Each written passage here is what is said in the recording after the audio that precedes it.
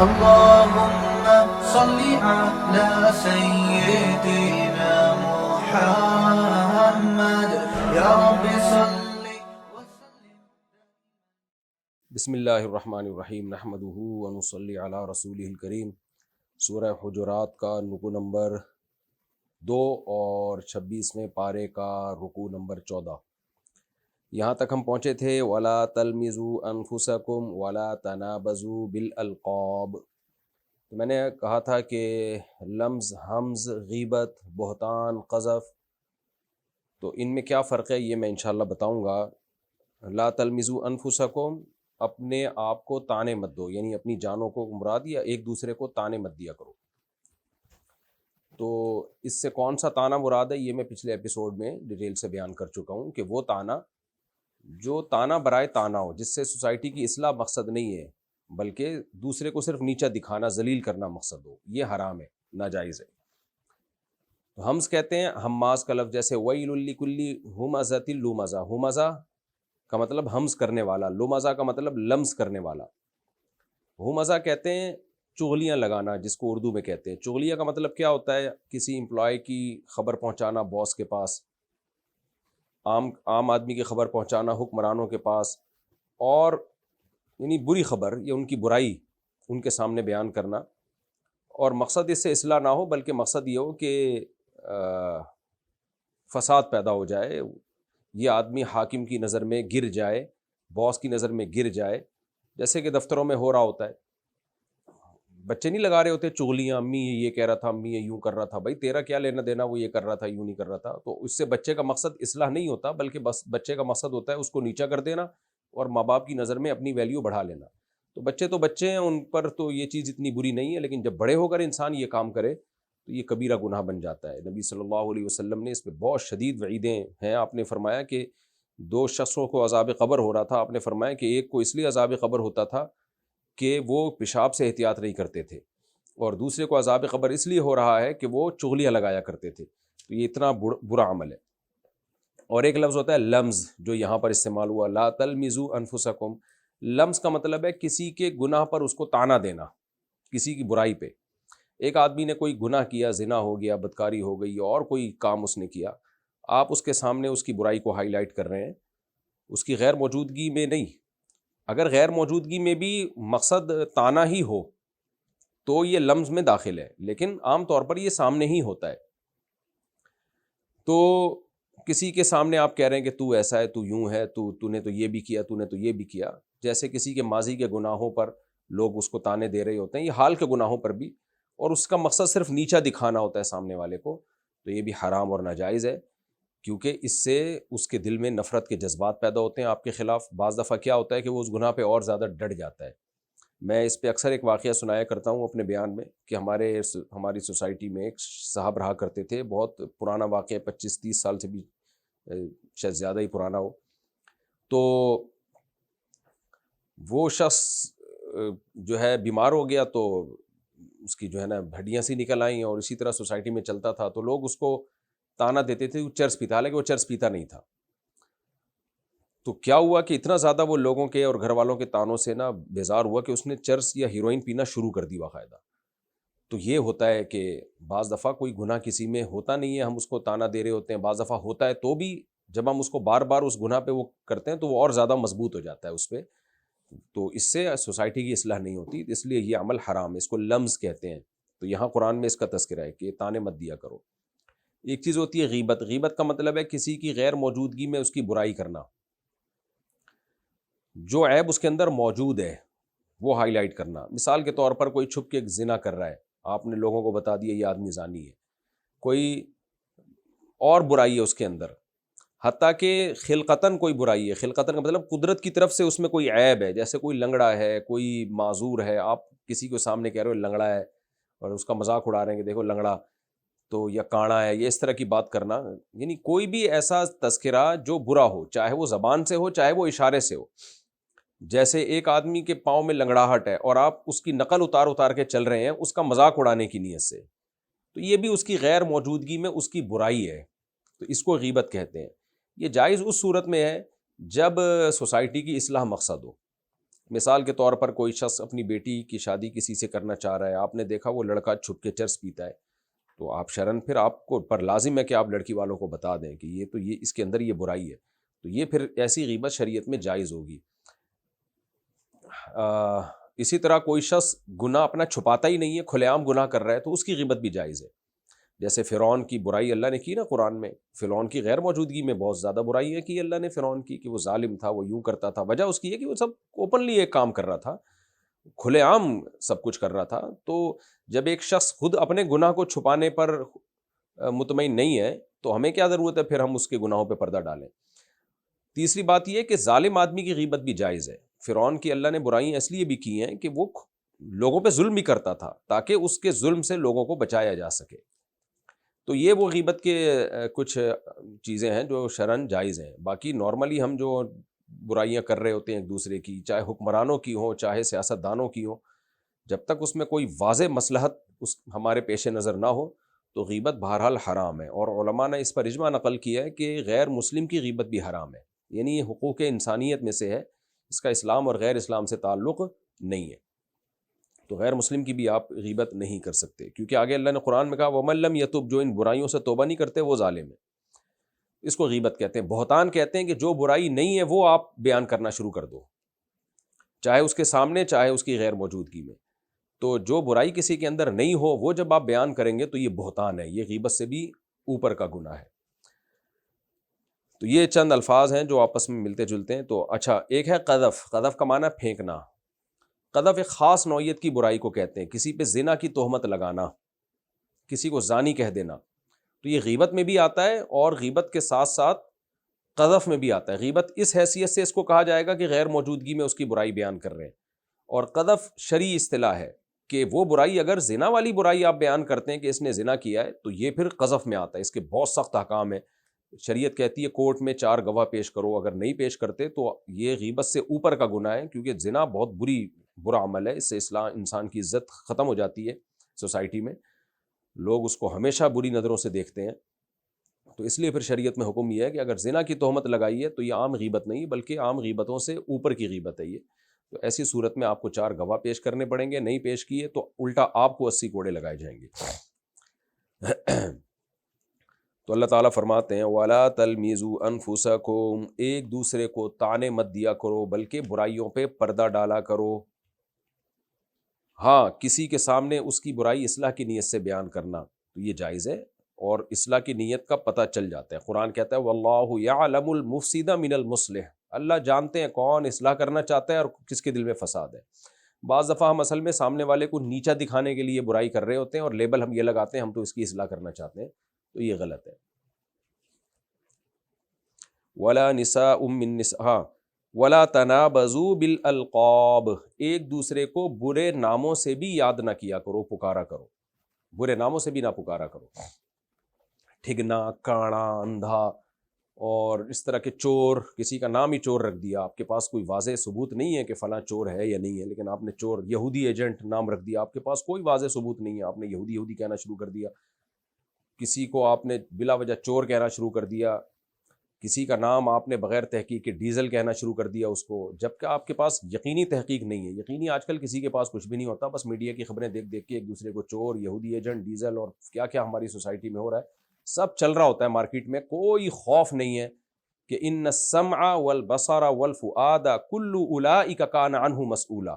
سورہ بنی اسرائیل میں اللہ کہتے ہیں تمہاری زبان، آنکھ، ناک، سب چیزوں کے بارے میں تم سے سوال ہوگا قیامت کے دن، تو جو کچھ زبان سے نکال رہے ہو نا سوچ سمجھ کے نکالا کرو، ایک فرشتہ ہے جو کیچ کر رہا ہے تمہارے الفاظ کو، اور اس کا کیچ کبھی آؤٹ نہیں ہوتا، مس نہیں ہوتا اس کا کیچ کبھی، تو وہ کوئی بال مس کرتا ہی نہیں ہے، کوئی کیچ مس کرتا ہی نہیں ہے۔ ما یلفظ من قول الا لدیہ رقیب عتید، تمہاری زبان سے جو لفظ نکلتا ہے ایک رقیب بیٹھا ہوا ہے اور بڑا سرکش ہے، وہ کوئی بال مس ہونے ہی نہیں دیتا ہے، کوئی کیچ مس نہیں ہونے دیتا تمہاری زبان سے نکلا ہوا۔ تو اس لیے ایک دوسرے پر، چاہے وہ سیاستدان ہو، چاہے وہ حکمران ہو، چاہے وہ عوام ہو، چاہے وہ رشتہ دار ہو، ایک دوسرے پہ ایسے نام رکھ لینا تو یہ بہت ہی برا عمل ہے، اللہ نے ہم سب کو اس سے منع کیا ہے۔ اللہ فرماتے ہیں بئس الاسم الفسوق بعد الایمان، کیا زبردست موٹیویشن ہے قرآن کی۔ اللہ کہتے ہیں اگر تم کسی کو برے نام سے پکارو گے، کسی کو چور کہو گے، ڈیزل کہو گے، اور تمہارے پاس کوئی دلیل نہیں ہے اس کی واضح، کوئی دو اور دو چار کی طرح، آپ کہہ سکتے ہو کہ ہمارے تجزیے ہوتے ہیں. بھائی تجزیے کے بارے میں تو قرآن آگے کہہ رہا ہے کہ بدگمانی سے بچو، کیونکہ بدگمانی ہوتی ہے تو پھر یہ ساری چیزیں چلتی ہیں. آگے اللہ نے نا بدگمانی سے بچنے کا اس لیے حکم دیا، دو چیزوں کا اللہ نے حکم دیا جو اصل میں ان باقی چیزوں سے بچاتی ہیں آپ کو. پہلے بدگمانیاں ہوتی ہیں، پھر بد زبانیاں ہوتی ہیں. تو بدگمانی نہ کرو، اچھا محمل تلاش کرو کسی کی بھی بات کا.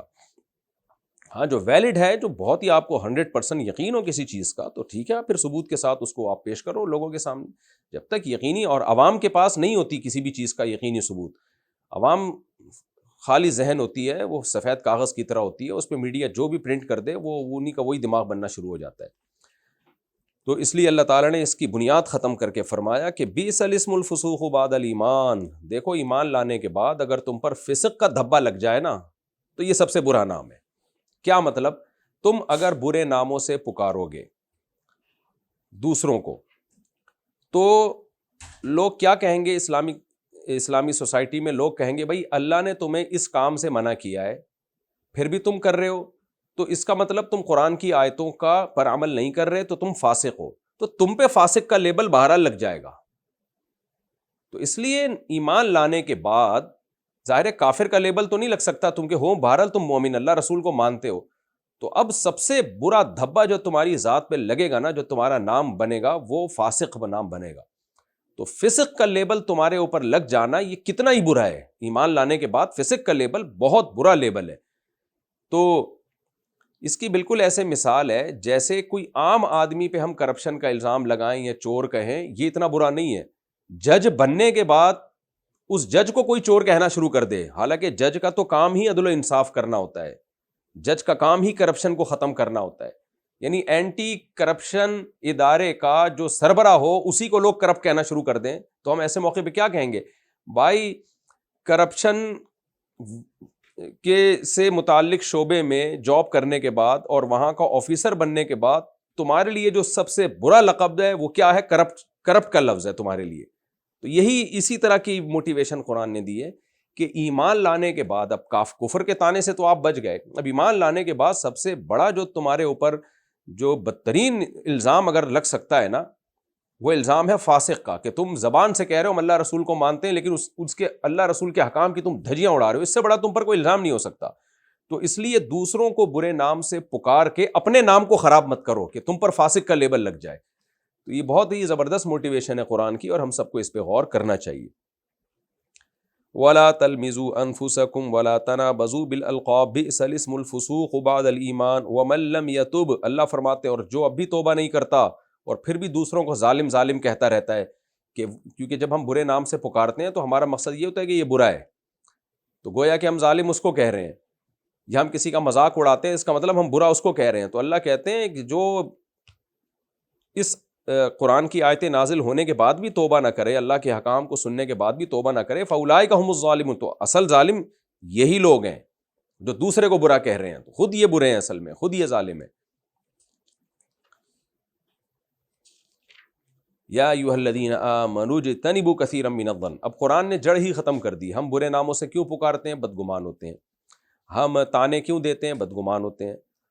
پہلے بدگمانی پھیلتی ہے نا، تو اسی سے یہ ساری برائیاں جنم لیتی ہیں. ایک دوسرے کا مذاق کیوں اڑاتے ہیں؟ بدگمان ہوتے ہیں. اپنی خوبیاں دیکھ رہے ہوتے ہیں، دوسری قوم کی خامیاں دیکھ رہے ہوتے ہیں، تو یہ ساری برائیاں یہیں سے جنم لیتی ہیں. تو اس لیے اللہ نے فرمایا اے ایمان والو اجتنبوا کثیرا من الظن، بہت سارے گمانوں سے بچو.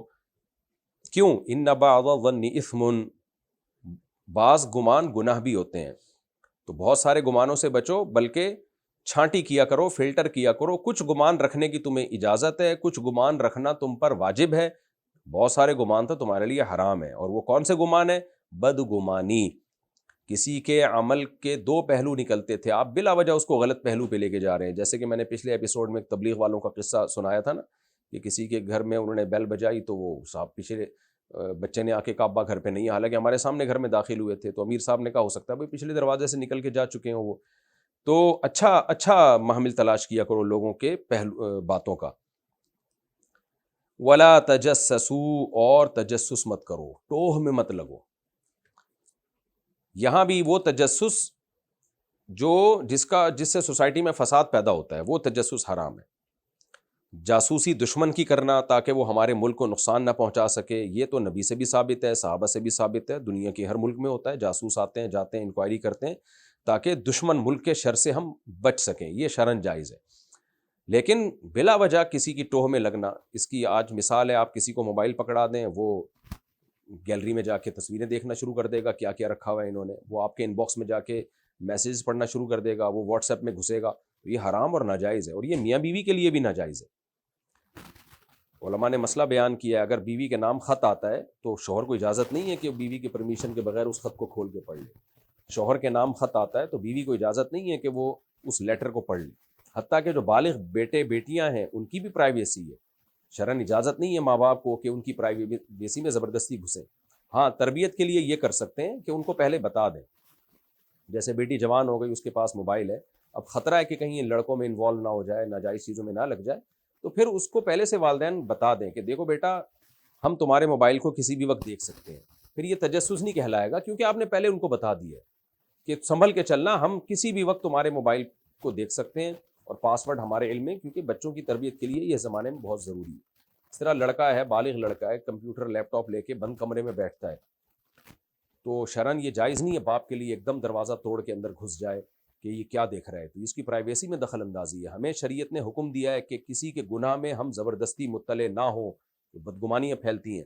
لیکن اگر آپ کو خطرہ ہے کہ بھئی لڑکا جوان ہو گیا، ٹین ایجر لڑکے ہیں، برائیوں کا خطرہ ہے، تو ایسا نہ ہو بند کمرے میں بیٹھ کے کوئی فحش موویز دیکھ رہا ہو، تو پھر اس کی شریعت نے اجازت دی ہے کہ پہلے سے بتا دیں آپ، دیکھو بیٹا آپ کو کمرہ بند کرنے کی اجازت نہیں ہے، آپ اکیلے بیٹھنے کی آپ کو اجازت نہیں ہے، اور اگر آپ بیٹھے تو میں کسی بھی وقت دروازہ توڑ کے آ سکتا ہوں. پہلے بتا دیں آپ تاکہ وہ کرے ہی نہیں وہ کام. اس کو ڈر لگا رہے گا کہ بھئی میرے والد یا میری والدہ کسی بھی وقت میرے کمرے پہ چھاپا مار سکتی ہے.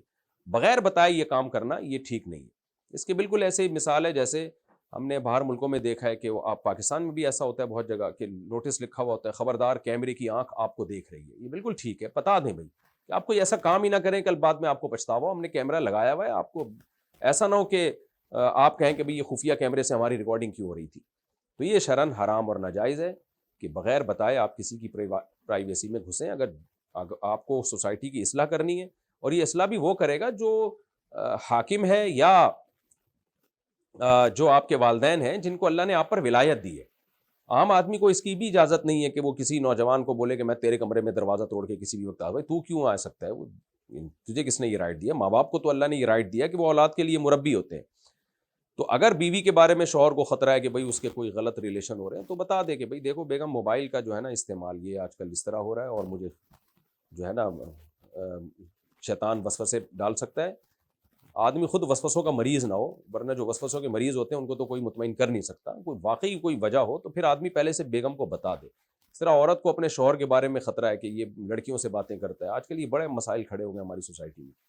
تو بیوی بھی شوہر کو پہلے بتا دے میں آپ کا موبائل جھانک سکتی ہوں، مجھے آپ کے بارے میں شیطان کچھ وسوسے ڈال رہا ہے میرے دل میں. تو اگر واقعی کوئی یعنی یہ وسوسے بھی جب ہو جب ان کی کوئی بیس بھی ہو، بلا وجہ ایک دوسرے پہ شک کرنا، اچھی بھلی زندگی گزر رہی ہے، شوہر کہے بیوی کو میں تیرا موبائل جب چاہوں گا دیکھوں گا، بیوی کہے میں تیرا موبائل آپ کا موبائل جب چاہوں گی دیکھوں، یہ نہیں ہوتا. خام خامے شک کرنا یہ حرام ہے، ناجائز ہے. یہ تو پچھلی آیت میں اللہ نے بتا دیا. واقعی کوئی وجہ ہو تو پھر آدمی کہہ سکتا ہے کہ بھئی بیوی کو بھی کہہ سکتا ہے اور شوہر کو بھی کہہ سکتی ہے. کوئی ویلڈ وجہ ہو تو پھر جو ہے نا بتا کے. دیکھو نبی صلی اللہ علیہ وسلم نے حکم دیا کہ جب سفر سے واپس آؤ نا تو اچانک گھر میں داخل مت ہو، بیگم کو اطلاع دے دو کہ میں آ رہا ہوں. فرمایا کیا تم چاہتے ہو کسی ایسی چیز پر مطلع ہو جس کو دیکھ کے تم میں ناگواری گزرے؟ کیونکہ بعض دفعہ بے احتیاطی میں کوئی ایسا کام ہو جاتا ہے عورت سے کہ مرد پھر اس کو برا سمجھنا شروع کر دیتا ہے، حالانکہ وہ بری ہوتی نہیں ہے، وہ بری ہوتی نہیں. ایسے واقعات ہمارے سامنے آئے ہیں، وہ ہوتی نہیں ہے بری. ان نون نمبر سے کال آ گئی، خاتون نے کال اٹھا لی، کوئی مرد نکلا. اب شوہر اچانک آ گیا تو عورت اس سے بات نہیں کرنا چاہتی، وہ سمجھ رہی شاید میرے چچا ماموں، تو عورت گھبرا گئی. تو اس کی گھبراہٹ کو شوہر نے دیکھ لیا. اب وہ شوہر سمجھ رہا ہے کہ یہ گھبرائی ہے، اس کا مطلب یہ 2 نمبر آدمی ہے جس نے فون کیا اور ان کے پرانے ریلیشن ہے. تو خام ایک تانے بانے ملا کے نا ایک پورا ایک بدگمانی کا پہاڑ کھڑا ہو جاتا ہے. طلاقیں ہوتی ہیں، قتل ہو جاتے ہیں. ایسے واقعات آئے، قتل تک کے واقعات آئے ہمارے سامنے. بعد میں ثابت ہوا کہ وہ عورت بے گناہ تھی، سگے بھائی نے بہن کو مار دیا. بدگمانی کی بیس پہ، حالانکہ ثابت ہوا کہ وہ لڑکی بے گناہ تھی. پھر اس لڑکے نے خودکشی کر لی کہ یار میں نے اپنی بے گناہ بہن کو مار دیا، اور ایک اور جرم کر لیا، اپنے آپ کو بھی قتل کر دیا. تو اس لیے اللہ اس کے رسول صلی اللہ علیہ وسلم کا حکم ہے کہ یہ اچانک چھاپے مارنا، اچانک دھاڑ کر کے داخل ہونا، یہ سب چیزیں چھوڑ دو. تو نبی صلی اللہ علیہ وسلم کی صحیح حدیث ہے کہ جب سفر سے واپس آؤ پہلے گھر والوں کو اطلاع دو میں آ رہا ہوں، تاکہ کوئی ایسا نہ ہو کہ تمہیں کوئی چیز دیکھ کے بدگمانی نہ ہو جائے. اور یہ بھی نبی نے حکم دیا کہ لتستحد المغیبہ وتمتشط الشعیثہ، تاکہ زوجہ جو ہے اپنا حلیہ بھی درست کر لے. کتنا نبی صلی اللہ علیہ وسلم نے گھروں کو بسانے کی دیکھیں کوشش کی، اور کیسی پیاری تعلیمات دی. بعض دفعہ انسان گھر میں آتا ہے، بیوی کا حلیہ اتنا خراب ہوتا ہے کہ ایک نفرت سی دل میں پیدا ہو جاتی ہے. تو آپ نے فرمایا اطلاع دے کے آنے میں فائدہ یہ بھی ہوگا کہ اپنا حلیہ بھی ٹھیک کر لے گی، وہ گھر کو صاف کر لے گی وغیرہ وغیرہ، بہت ساری حکمتیں ہیں. جبکہ جو فساد پرست آدمی، اس کی کوشش کیا ہوتی ہے کبھی بھی نہ بتائے.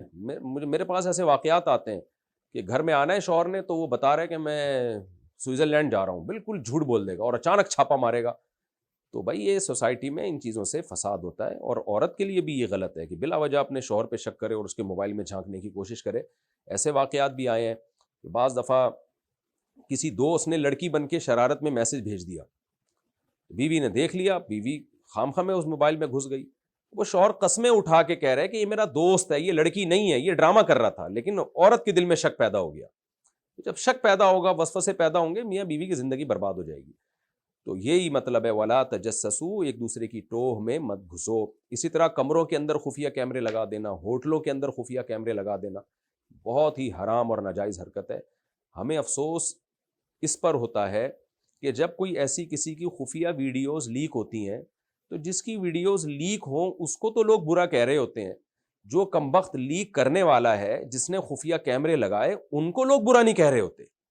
ابھی خلیل الرحمان قمر صاحب کی، میں تفسیر کے لیکچروں میں کسی کا نام نہیں لیتا، لیکن بعض دفعہ مثال سے جب تک بات کو واضح نہ کی جائے تو اس وقت تک پوری طور پر بات سمجھ میں آتی نہیں. خلیل الرحمان قمر کا کیس دیکھیں نا، خفیہ ویڈیو جو لیک ہوئی، خلیل الرحمان قمر نے جو بھی کیا وہ اس کا اپنا عمل ہے، لیکن ویڈیو لیک کرنے والے کو لوگ برا نہیں کہہ رہے. جس کی ویڈیو لیک ہوئی اس کو تو برا کہہ رہے ہیں، لیکن جو ویڈیو بنانے والا ہے، بھائی آپ کو کس نے اجازت دی ہے کہ آپ کسی کے ساتھ ریلیشن ہو، آپ چھپ کے اس کی ویڈیو بنائیں؟ یہ اس سے زیادہ برا عمل ہے، خدا کی قسم. ایک آدمی برائی کر رہا ہے نا، یہ بھی برا ہے، لیکن اس کی برائی کو کوئی خفیہ طریقے سے کیمرے کی آنکھ میں محفوظ کر رہا ہے، یہ اللہ اس کے رسول صلی اللہ علیہ وسلم کی نظر میں اس سے بھی زیادہ برا عمل ہے، لیکن اس کو کوئی نہیں کہہ رہا. عامر لیاقت کے ساتھ دیکھ لیں، اس کی بیوی نے اس کی برہنہ ویڈیو لیک کی ہے تو اس کے بارے میں تو عامر لیاقت کو تو برا بلا کہا جا رہا تھا، اس کی بیوی کو کوئی کچھ بھی نہیں کہہ رہا. تو یہ کتنا برا ہماری سوسائٹی کے. آپ کا اپنا دیکھو، جتنا اپنے گناہوں پہ پردہ ڈالنا چاہتے ہو نا، اتنا دوسرے کو برائیوں پہ پردہ ڈالو آپ. اور یہ اکثر لیک کرنے والے اور اس پہ تالیاں بجانے والے وہ ہوتے ہیں جن کے اپنے اعمال ٹھیک نہیں ہوتے، ان کی خفیہ حرکتیں زیادہ بری ہوتی ہیں جن کی ویڈیوز یہ لیک کر رہے ہوتے ہیں. تو یہ بہت ہی برا عمل ہے جس سے قرآن نے ہمیں منع کیا. وَلَا تَجَسَّسُوا، ٹوہ میں مت لگو لوگوں کی کون کیا کر رہا ہے. آج ہماری سوسائٹی میں ایسے لوگ ہوتے ہیں جن کو محلے محلے کی خبر ہوتی ہے، فلاں کی بیٹی بھاگ گئی ہے، فلاں کے طلاق ہو گئی ہے، فلاں کا یہ چکر چل رہا ہے، فلاں کا یہ چکر چل رہا ہے. تو یہ نالج کوئی اچھی نالج نہیں ہے. آپ کو نہیں پتا ہونا چاہیے کہ آپ کے محلے میں کیا ہو رہا ہے، کس کی بیوی بھاگ گئی ہے، کس کی نہیں بھاگی، کس کی طلاق ہو رہی ہے، کس کی بہن کا چکر چل رہا ہے. یہ سب چیزوں سے آپ اگر جاہل ہو تو آپ ایک اچھے انسان ہو. اگر یہ سب آپ کو پتا ہے تو اس کا مطلب آپ خود ٹھیک نہیں ہو، کیونکہ آپ قرآن کے حکم پر عمل نہیں کر رہے. اس لیے اللہ تعالیٰ کہتے ہیں وَلَا تَجَسَّسُوا، تجسس مت کرو، وَلَا يَغْتَبْ بَعْضُكُمْ بَعْضًا، اور تم میں سے بعض کی غیبت بھی مت کرے. یعنی کوئی برائی اگر کسی کے اندر واقعی موجود ہے تو بھی کسی اور کے سامنے اس کا تذکرہ مت کرو. اور غیبت اتنا برا عمل ہے، اس سے پہلے جتنے اللہ نے احکام دیے نا، ان کی برائی کو بتانے کے لیے کوئی مثال نہیں دی ہے، لیکن غیبت کتنا برا عمل ہے اس کی برائی کو سمجھانے کے لیے ایک بہترین مثال دی ہے اللہ تعالیٰ نے. وہ مثال کیا ہے؟ أَيُحِبُّ أَحَدُكُمْ أَن يَأْكُلَ لَحْمَ أَخِيهِ مَيْتًا، کیا تم میں سے کوئی یہ پسند کرتا ہے کہ اپنے مردہ بھائی کا گوشت کھائے؟ یعنی غیبت کرنا ایسا ہے جیسے گوشت کھانا.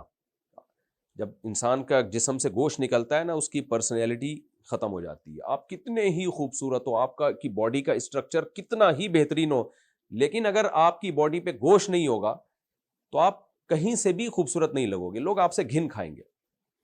بعض لوگوں کی باڈی کا اسٹرکچر بہت زبردست، بہت خوبصورت ہوتا ہے، بیماری کی وجہ سے جو گوشت ہے وہ ختم ہو گیا باڈی سے، تو کیسے عجیب سے ڈھانچے لگ رہے ہوتے ہیں، انسان کو ایک عجیب سی وحشت ہوتی ہے ان کو دیکھ کے، تو اس کی عزت ختم ہو جاتی ہے سوسائٹی میں، کوئی بھی یعنی اس کی پرسنالٹی کیسی کی تیسی ہو جاتی ہے۔ تو اللہ کہتے ہیں کہ ایک ہے زندہ کا گوشت کھانا، گوشت کھانے کا مطلب کیا، اس کی پرسنالٹی کی ختم ہو رہی ہے، تو زندہ کا جب یعنی گوشت کھانا ہے یہ کہ آپ اس کی پرسنالٹی کی ایسی کی تیسی کر رہے ہو، آپ اس کی سوسائٹی میں عزت خراب کر رہے ہو، آپ ایسی جیسے کسی کا گوشت نوچ لیا آپ نے۔ تبھی حدیث میں آتا ہے نا، جو بھیک مانگنے والے ہوں گے ان کے چہرے پہ گوشت نہیں ہوگا، کیونکہ انہوں نے اپنی عزت خود ہی برباد کر دی۔ تو اللہ بھی کہے گا چہرے پہ قیامت کے دن گوشت ختم کر دے گا، تاکہ لوگوں کو ان کو سے گھن آئے کہ دیکھو یہ تھے۔ ہاں جو مستحق ہے، جو واقعی ضرورت مند ہو، اس کی ایک الگ بات ہے، لیکن نارملی بھیک مانگنا اسلام میں بہت ہی برا عمل ہے۔ اس کی بھی مثال گوشت سے دی گئی ہے کہ گوشت چہرے پہ ختم ہو جائے گا قیامت کے دن۔ تو اب زندہ کا جب آپ گوشت نوچتے ہیں نا، تو وہ نوچنے نہیں دے گا آپ کو، وہ دفاع کرے گا اپنا۔ لیکن جو مردہ بیچارے کا جب آپ گوشت نوچیں گے اور نوچ کے خود کھا رہے ہیں، آپ یہ کھانا اس کی علامت ہے، تو اس کی عزت کا جنازہ نکال رہا ہے، تو ایسے جیسے گوشت کھا رہا ہے تو اس کا، تو مردہ دفاع نہیں کر سکتا اپنا۔ تو مردہ تو اس بات کے زیادہ قابل ہوتا ہے کہ اس کی رسپیکٹ کی جائے، تبھی ہم مردوں کو غسل دیتے ہیں، کفن پہلاتے ہیں، جنازہ بہت احترام سے لے کے چلتے ہیں۔ یار یہ اب زندہ کو تو تھپڑ بھی لوگ لگا دیتے ہیں، زندہ کو تو گالی بھی دے دیتے ہیں لوگ، لیکن مردے کا تو بہت زیادہ احترام کیا جاتا ہے، نماز جنازہ پڑھی جاتی ہے اس کو سامنے رکھ کے، زندہ کو سامنے رکھ کے کبھی نماز نہیں پڑھی جاتی، مردہ کو سامنے رکھ کے نماز پڑھی جاتی ہے، اس کو عزت کے ساتھ دفنایا جاتا ہے، کروٹ کے بل قبلے کی طرف رخ کر کے لٹایا جاتا ہے۔ تو زندہ کا گوشت کوئی کھائے تو وہ تو دفاع کرے گا، مردہ تو قابل عزت ہے، تو اس کا تو گوشت کھانا اور بڑا گناہ ہے، اور دوسرا وہ بیچارہ دفاع نہیں کر سکتا اپنا۔ تو یہ کون سا کمال کر دیا آپ نے کہ مردے کے آپ گوشت کھا رہے ہو جو دفاع بھی نہیں کر سکتا اپنا، یہ زیادہ برا عمل ہے۔ تو اس لیے اللہ کہتے ہیں جو شخص مجلس میں موجود نہیں ہے، آپ اس کی برائیاں کر رہے ہو تو مردے کی طرح ہے، وہ اپنا دفاع نہیں کر سکتا۔ تو یہ غیرت اور مروت کے خلاف ہے کہ ایک ایسے شخص کی عزت کا جنازہ نکالنا کہ وہ اپنی عزت کا دفاع کر نہ سکتا ہو، تو یہ بہت ہی بزدلی کی بات بھی ہے، برائی کی بات بھی ہے۔ بعض لوگ یہ کہتے ہیں ہم اس کے سامنے بھی کہہ سکتے ہیں، تو بھی سامنے کہہ دینا، پھر آپ غیر موجودگی میں مت کہو، اس لیے یہ شرعاً حرام ہے۔ باقی جو غیبت کی جائز صورتیں وہ میں پچھلے ایپیسوڈ میں کچھ صورتیں میں اس کی بتا چکا ہوں۔ تو اللہ تعالیٰ فرماتے ہیں فَكَرِهْتُمُوهُ، تم اس کو ناپسند کرو گے، یعنی تمہیں غیبت تو ناپسند نہیں ہے، لیکن جو ہم نے تمہیں مثال دی ہے اس کو تو تم سب ناپسند کرو گے، تمہارے سامنے تمہارے بھائی کا جنازہ رکھا ہوا ہو۔ اچھا، اور دوسری بات اللہ نے بھائی سے تعبیر کیا ہے، کیونکہ انسانیت کے ناطے یا مسلمان ہونے کے ناطے وہ آپ کا بھائی ہے، تو سگے بھائی کے تو اور زیادہ عزت دی جاتی ہے مرنے کے بعد، تو تم اس کا جنازہ، اس کی بوٹیاں نوچ نوچ کے کھا رہے ہو تم، تو یہ اور زیادہ برا عمل ہے۔ تو یہ بھی ایک مثال اللہ نے دی ہے کہ ہر مسلمان ایک دوسرے کا بھائی ہے۔ فَكَرِهْتُمُوهُ، اللہ کہتے ہیں تم اس کو ناپسند کرو گے، تمہارے سامنے بھائی کی لاش رکھی ہوئی ہو اور تمہیں جو ہے نا تم اس کی بوٹیاں نوچ نوچ کے کھانا شروع کر دو کہ جی مجھے بھوک لگ رہی ہے، تو اپنی ہوس کو مٹانے کے لیے اس کی بھی دیکھیں نوچ کے کھانا، یہ ایک اس کی بھی اس میں اس طرف بھی اشارہ ہے کہ غیبت بھی ایک ہوس کی طرح ہے۔ جیسے نشے کی عادت پڑتی ہے نا بعض لوگوں کو، تو نشہ چھوٹتا نہیں ہے، جب بھوک لگتی ہے تو ایک انسان کو عادت ہے نا کھانا کھائے کچھ، تو ایسے ہی غیبت بھی ایک بھوک کی طرح ہے جو چمڑ جاتی ہے۔ جن لوگوں کو لت پڑ جائے، جب تک کسی کی برائی نہیں کرتے نا ان کو سکون ملتا نہیں ہے۔ تو اللہ کہتے ہیں تم اپنی ٹھڑک پوری کرنے کے لیے، اپنے سکون کے لیے، اپنی بھوک مٹانے کے لیے مردہ کا گوشت کھانا شروع کر دو، اس سے زیادہ برا عمل کوئی ہو نہیں سکتا۔ تو اس بھوک کو ختم کرنے کی کوشش کرو کسی اور طریقے سے، اور اگر یہ مصنوعی بھوک ہے تو اس کو مٹاؤ ہی نہیں، تاکہ یہ بھوک لگنا ہی ختم ہو جائے، اس کی مٹانے کی کوشش ہی نہ کرو۔ جیسے کسی کو چرس کی عادت ہوگی تو ہم کہیں گے بھائی چھوڑ دو تاکہ یہ نشہ ہی ختم ہو جائے، تو یہ بھی ایک بڑی زبردست موٹیویشن ہے قرآن میں۔ اللہ تعالیٰ فرماتے ہیں فَكَرِهْتُمُوهُ، تو یقیناً تم اسے ناپسند کرو گے، مردہ بھائی کا گوشت کھانا کسی کو بھی بھوک میں اچھا نہیں لگتا، تو تم بھی اپنی غیبت کی بھوک مٹانے کے لیے دوسرے انسانوں کی غیبتیں کر کر کے اپنا پیٹ مت بھرا کرو۔ حدیث میں آتا ہے نبی صلی اللہ علیہ وسلم کے سامنے دو خواتین آئیں، ان کا روزہ تھا، آپ نے فرمایا نہیں تمہارا روزہ نہیں ہے، تم افطار کر چکی ہو۔ انہوں نے کہا یا رسول اللہ ہم نے تو روزہ رکھا ہوا ہے، صحیح حدیث ہے، ہم نے تو کوئی افطار نہیں کیا۔ آپ نے فرمایا پیالہ منگوایا، فرمایا الٹی کرو، الٹی کی تو اس میں گوشت کے لوتھڑے نکلے، تو آپ نے فرمایا تم نے کسی مسلمان کی غیبت کی ہے۔ تو یہ نبی صلی اللہ علیہ وسلم کا معجزہ تھا کہ اللہ تعالیٰ نے اس کی ایک صورت مثالیہ دے دی، حالانکہ انہوں نے باقاعدہ گوشت نہیں کھایا تھا لیکن الٹی ہوئی گوشت کی. فرمایا یہ وہی غیبت ہے جو تم نے کی ہے، تو تمہارا روزہ کہاں ہے؟ تو تم تو کھا چکی ہو. تو اس سے پتہ چلتا ہے روزہ رکھ کے غیبت کرنا اور زیادہ برا ہے، کیونکہ روزے میں ٹائم پاس نہیں ہوتا تو آدمی غیبتوں کے ذریعے دل بہلا رہا ہوتا ہے. واتقوا اللہ، فرمایا اللہ سے ڈرو، کیونکہ یہ سارے کام اللہ کے خوف کے بغیر ہو نہیں سکتے. ان اللہ تواب الرحیم، اللہ خوب توبہ قبول کرنے والا اور رحم کرنے والا ہے. کیسی پیاری آیتیں ہیں، دیکھیں اللہ ڈراتا بھی ہے، امیدیں بھی دلا دیتا ہے کہ کوئی بات نہیں، اب تک جو ہو چکا، اب توبہ کرو، اللہ خوب توبہ قبول کرنے والا ہے، مایوس مت ہو، اور رحم بھی کرے گا تم پر. یہاں ایک اور مسئلہ ہے کہ حقوق العباد جو ہے نا، وہ جب تک بندوں سے معاف نہ کروائے جائیں معاف نہیں ہوتے. تو کیا غیبت والا جرم اگر کسی سے سرزد ہوا ہے تو یہ بھی حقوق العباد سے ہے، تو کیا جس کی غیبت کی ہے اس سے معاف کرانا ضروری ہے یا نہیں ہے؟ تو یہ بھی مسئلہ خوب اچھی طرح سمجھ لیں. اصل تو حکم یہی ہے کہ جب آپ نے کسی انسان کی حق تلفی کی ہو تو پھر اس کی تلافی بھی اسی انسان سے کرنی پڑے گی. آپ نے کسی کے پیسے کھائے ہیں تو جس کے پیسے کھائے ہیں اس سے معاف کرانا ضروری. لیکن غیبت کے بارے میں علماء کہتے ہیں کہ اگر جس کی آپ نے غیبت کی ہے تو پھر شریعت میں یہ لازم نہیں ہے کہ جس کی غیبت کی ہے آپ اس سے معافی مانگیں جا کے، یہ بتا کے کہ میں نے آپ کی یہ برائی کی. وجہ اس کی یہ ہے کہ اس سے نفرت اور زیادہ پھیلے گی. ایک صاحب کسی مولانا کے پاس آئے، وہ مولانا نے مجھے خود بتایا، اور کہنے لگے حضرت مجھ سے غلطی ہو گئی، میں نے آپ کی غیبت کی ہے تو میں آپ سے معافی چاہتا ہوں.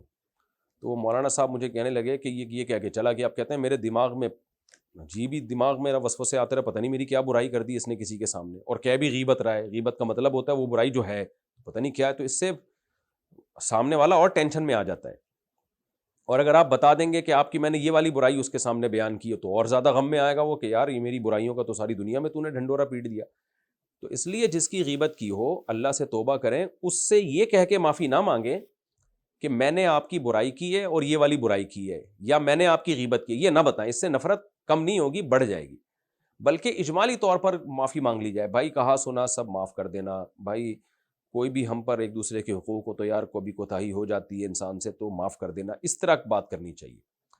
ہاں اس طرح سے تلافی ہو کہ غیبت کی وجہ سے جو نقصان ہوا ہے سامنے والے کو اس کی آپ تلافی کریں، یعنی اس کا جو نقصان ہوا ہے. اس کی میں ایک مثال دیتا ہوں.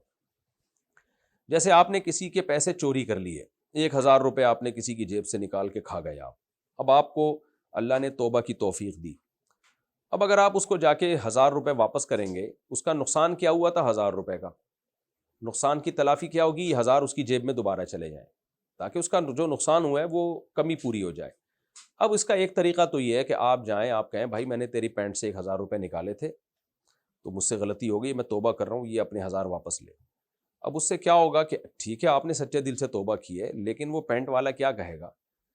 اس کے دل میں آپ کی برائی آ جائے گی، یار یہ تو چور نکلا، میں تو اس کو چور نہیں سمجھتا تھا. نفرت تو بہرحال پیدا ہوگی چاہے آپ نے معافی بھی مانگ لی ہو، اور آپ کی عزت کا بھی جنازہ نکلے گا. اسلام میں سب سے زیادہ حکم ہے اپنی عزت کی حفاظت کی. سب سے پہلے ایمان، پھر عزت، اور پھر اس کے بعد ہے مال. یہ 3 چیزیں ترتیب ہے. سب سے پہلے ایمان کی حفاظت کرو، پھر اپنی عزت کی حفاظت کرو، اس کے تیسرے نمبر پہ اپنے مال کی حفاظت کرو. تو اس میں دوسروں کی عزت کی حفاظت بھی ہے، شریعت میں اپنی عزت کی حفاظت بھی واجب ہے. تو اگر آپ سے کوئی گناہ ہوا ہو تو اسلام میں اس پہ پردہ ڈالنا بھی فرض ہے. اپنے گناہ لوگوں کے سامنے بیان کرنا حرام ہے. حضرات فقہا نے یہاں تک لکھا ہے، مسئلہ بیان کیا اور قرآن و سنتی سے مستنبط کیا ہے کہ آپ نے اگر اللہ نہ کرے چھپ کے زنا کر لیا، اللہ توبہ کی توفیق دے سب کو کہ اگر کسی نے کیا ہے، اور بادشاہ نے آپ کو بلایا اور کہا کہ کیا تو نے زنا کیا ہے، حالانکہ 4 گواہوں سے ثابت نہیں ہوا ہے، وہ بادشاہ نے کہا کہ تم نے زنا کیا اور بادشاہ کی نیت یہ ہے کہ تو اعتراف کر اور میں تیرے کو کوڑے لگاتا ہوں. تو شریعت میں یہاں جھوٹ بولنا بھی جائز ہے، اس لیے کہ بادشاہ کو یہ حق نہیں ہے کہ آپ کے گناہوں پر وہ زبردستی عوام کی برائیوں پر مطلع ہو، جا کے ٹوہ لگائے، لوگوں سے پوچھے تو نے کیا کیا، تو نے کیا کیا، تم کیوں پوچھ رہے ہو ہم سے. تو اس لیے وہاں پر آپ گول مول طریقے سے جھوٹ بول سکتے ہیں کہ آپ کہہ دیں کہ کچھ بھی بہانہ کر سکتے ہیں. تو وہاں شریعت میں جائز نہیں ہے کہ آپ اگلیں ہاں میں نے کیا ہے. تو اپنی عزت کی حفاظت بھی شریعت میں ضروری ہے، دوسرے کی عزت کی حفاظت بھی اپنی بھی. تو اگر آپ سے ماضی میں چوری ہوئی ہے تو جن کی چوریاں ہوئی ہیں اس کو سامنے جا کے بتانا کہ میں نے تیری بھی چوری کی، تیری، تو اس سے آپ کی عزت کا جنازہ نکلے گا. تو اس لیے یہاں پر یہ نہیں ہے کہ آپ اس سے کہیں گے کہ میں نے تمہارے 1000 روپے چوری کیے، بلکہ آپ عمومی معافی مانگیں گے، بھائی کوئی کہا سناؤ معاف کر دو. لیکن ظاہر ہے اس کے 1000 کا جو نقصان ہوا اس کی تلافی تو کرنی ہے نا. تو اس کی تلافی کا طریقہ یہ ہے کہ 1000 روپے اس کو گفٹ کی شکل میں دے دیے جائیں. اگر یہ خطرہ ہو کہ میں نے 1000 روپے دیے تو وہ سوچے گا کہ چوری بھی 1000 ہوئے تھے اور واپس بھی 1000 آ رہے ہیں, تو 500 کر کے مختلف وقتوں میں دے دیے جائیں, یا 1000 سے تھوڑے زیادہ دے دیے جائیں. تو خلاصہ یہ ہے کہ اس کے نقصان کی جو تلافی ہے وہ تو باہر صورت کرنی پڑے گی. 1000 تو اس کی پاکٹ میں یا اس کے پاس پہنچانے, ہدیے کی شکل میں پہنچائیں, یا کوئی 2000 والی چیز آپ اس کو 1000 میں بیچ دیں تاکہ اس کا کسی بھی طریقے سے نا اس کے پاس وہ 1000 واپس لوٹ جائیں. یہ تو بہرحال کرنا پڑے گا, اس میں کوئی لچک نہیں رکھی شریعت نے. لیکن اس سے اس طرح سے معافی مانگنا کہ میں نے چوری کی تھی, یہ ٹھیک نہیں ہے. تو یہاں بھی ایسے ہی ہے, جس کی غیبت آپ نے کی ہے اس سے یوں معافی مانگنا کہ میں نے غیبت کی ہے, یہ ٹھیک نہیں ہے. ہاں, اس غیبت کی وجہ سے اس کا جو نقصان ہوا اس کی تلافی آپ کو کرنی پڑے گی. وہ نقصان کیا ہوا, اس کی عزت سوسائٹی میں ختم ہوئی ہے, تو اس کی عزت کو آپ کو بحال کرنا پڑے گا. وہ اس طریقے سے کہ آپ کہہ سکتے ہیں بھائی جو میں نے غیبت کی تھی تو میں نے کہا تھا یہ برائی ہے, اب مجھے کنفرم نہیں ہے, مجھے ایسی اطلاعات میں جھوٹ بھی نہ بولیں, بس گول مول بات کر دیں کہ بھائی ایسا مجھے کچھ اطلاعات ایسی ملی ہیں جس سے مجھے لگ رہا ہے کہ شاید مجھ سے بیان کرنے میں غلطی ہوئی ہے, اور ایسا وہ بندہ ہے نہیں, یا اگر ہوگا بھی تو مجھے نہیں پتہ ہے. بہرحال تو اس طرح کر کے نا اس کو جو نقصان ہوا ہے اس کی عزت کا, اس کی تلافی آپ کو بہرحال کرنی پڑے گی. یہ شرعاً واجب ہے آپ کے اوپر.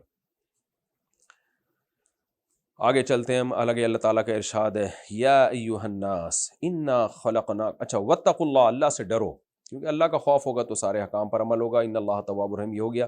یا ایھا الناس انا خلقناکم من ذکر و انثی.